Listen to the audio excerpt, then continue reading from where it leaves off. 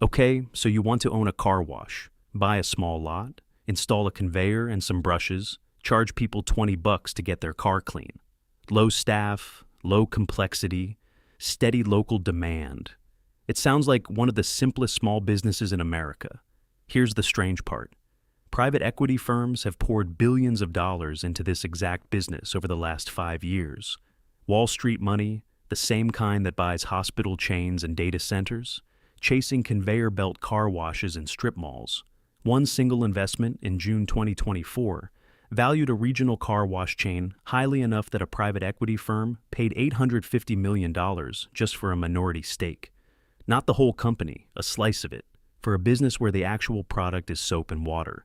By the end of this video, you'll know why sophisticated investors decided a car wash isn't really a car washing business at all, how the subscription model quietly rewired the entire industry's economics, why one of the largest chains in the country filed for bankruptcy in the middle of this supposed boom, and what happens when everyone chases the same playbook at the same time. So, why does a car wash attract the kind of capital that usually goes toward hospitals and data centers? Because on paper, it has almost everything a private equity firm looks for. Low labor costs, since modern express washes run mostly automated conveyor systems with a handful of staff. Recession resistance, because people keep washing their cars even when they cut back elsewhere. It's a small, guilt-free purchase in a downturn. And fragmentation. As of recent industry data, the 100 largest conveyor car wash companies in the country control only about 13% of all locations combined. The single largest operator controls less than 2% of the market. That's not a mature, consolidated industry. That's tens of thousands of small, independently owned washes sitting on the table, waiting for someone with capital to buy them up one at a time. Here's the part that explains why this became a Wall Street strategy instead of just a local business trend. You're not actually buying a car wash. You're buying a real estate position, with a recurring revenue subscription business sitting on top of it, in an industry so fragmented that buying enough of them at once literally makes each one worth more than it was before you bought it. That last part sounds like a trick, but it's a real, well-documented mechanic in this specific industry, and it's worth understanding because it's the entire engine behind the private equity gold rush.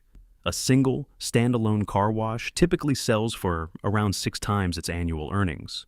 But 10 car washes, consolidated under one operating platform in the same regional footprint, don't sell for 10 times that same price. They sell for something closer to 8 times earnings per wash, because there are far fewer buyers capable of purchasing 10 locations at once than there are buyers for one. Fewer buyers competing for a bigger asset, paradoxically, pushes the price per unit higher, not lower. The industry has a name for this: multiple expansion. Buy enough small washes, bundle them into one polished platform, and the whole thing is worth meaningfully more than the sum of what you paid for the pieces. So, what actually changed the underlying business to make this work? The subscription model. 20 years ago, a car wash made money one transaction at a time.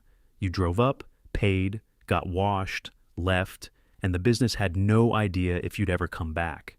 Today, the dominant model is unlimited monthly membership. Pay a flat fee, usually somewhere in the $20 to $40 range, and wash as often as you want. That single shift transformed how these businesses get valued.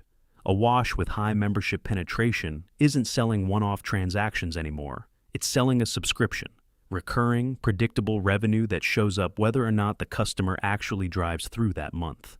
Investors evaluate a car wash today almost the way they'd evaluate a software company, not by last month's ticket sales, but by the size and stickiness of the subscriber base. One regional chain alone claims over 1 million active unlimited wash members. That's not a car wash anymore, in the way anyone imagines it. That's a subscription business that happens to clean your car as the delivery mechanism. Walk the actual math on a single site. A well-located express wash on roughly 1 acre of land can generate somewhere between $1 million and $2.5 million a year in revenue, and the widely cited rule of thumb in the industry is that a well-run site pockets roughly half of that as profit. There is almost no other type of business that can put up numbers like that on a single acre of commercial land. That ratio, more than anything else, is what pulled private equity into an industry nobody would have taken seriously a decade ago. Here's the part that turns this from a good business into an actual Wall Street playbook. Beyond the wash itself, operators layer in a second financial engineering trick, the sale-leaseback. Instead of owning the physical real estate under each wash, a chain sells the land and building to a real estate investor, then leases it back and keeps operating exactly as before, pulling tens of millions of dollars in cash out of assets that would otherwise sit locked up in dirt and concrete. One of the largest chains in the country has publicly targeted $40 to $50 million a year in proceeds specifically from this strategy, calling it their most attractive source of growth capital. The wash generates operating cash flow. The real estate generates a separate lump of cash on sale. Two distinct paydays from what looks, from the outside, like one boring local business. So, what happened when everyone tried to run this exact playbook at the same time? Oversupply. Roughly 900 new car wash locations opened annually across the country in several recent years, as private equity money, cheap debt, and franchise expansion all chased the same recurring revenue thesis simultaneously. Nobody was coordinating site selection. Every operator assumed there was room for one more location in a given trade area because the unit economics on paper looked incredible in isolation. But when 3 or 4 subscription-based washes open within a mile of each other, they're not creating new demand. They're splitting a fixed pool of local subscribers between more monthly bills than that neighborhood can actually support. In February 2025, one of the industry's largest chains filed for Chapter 11 bankruptcy. In its opening court filings, the company sought to reject leases and close 41 locations, about 16% of its entire footprint, in a single move. Same-store sales had been declining as the local markets it operated in got saturated by competitors running the identical playbook. Industry analysts estimated the company's earnings had been cut by more than half, while its debt payments, taken on to fund the very expansion that caused the saturation, kept climbing regardless. The company's own chief development officer had warned publicly, roughly a year before the bankruptcy, that overbuilding risked a survival of the fittest outcome in crowded trade areas. He turned out to be describing his own company's future. Now here's the part that explains why the exact same industry produced both a bankruptcy and an $850 million mega deal in the same 18-month window. Scale and site selection, not the business model itself, decided who won and who lost. The chain that collapsed had expanded aggressively into markets that were becoming saturated. Funded largely by debt, it couldn't service once same-store sales turned negative. Meanwhile, in that same stretch, a separate regional chain with a reputation for disciplined site selection took on an $850 million minority investment from one of the largest private equity firms in the world, and another operator sold its entire U.S. car wash division, roughly 380 sites across 17 states, for $385 million to a competitor doubling down on the exact same subscription thesis. Same industry, same macro tailwinds, same subscription playbook. One operator got a bankruptcy court. Another got a 9-figure valuation from AKR. The difference wasn't the business model. It was execution, site discipline, and how much debt each operator was carrying when the music briefly stopped. So, what does this actually look like at different scales?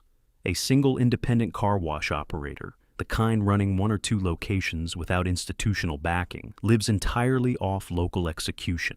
Their risk is narrow and personal. Does this specific site have enough traffic? Is the membership pricing right for this specific neighborhood? Can they compete if a subscription-based chain opens 2 miles away? They don't get the multiple expansion premium on exit, and they don't have sale-leaseback capital to fund growth. But they also don't carry the leveraged debt load that sank the chain that went bankrupt. Their upside is capped. So is their downside. A private equity-backed roll-up platform operates on a completely different axis. Every acquisition is underwritten, not just on that single site's cash flow, but on how it contributes to the platform's overall exit multiple, the eventual sale of the whole chain to an even bigger buyer at a materially higher multiple than any individual wash would ever command alone.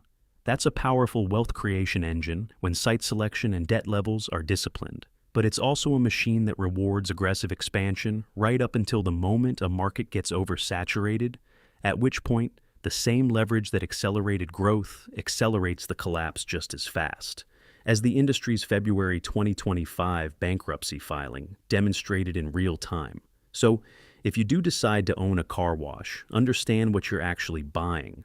You're not buying a business that washes cars. You're buying a real estate position wrapped around a subscription revenue engine in a fragmented industry where consolidation itself creates value independent of how many cars actually drive through the tunnel, which is exactly why Wall Street money poured in, and exactly why 900 new locations a year eventually meant some operators were fighting over the same shrinking pool of monthly subscribers in the same overbuilt neighborhoods. Get the site selection and the debt load right, and you're running one of the highest cash flow per acre businesses in America. Get it wrong at the wrong moment in the cycle, and the same recurring revenue that made the model so attractive to lenders in the first place is what leaves you unable to make the payments once growth stalls.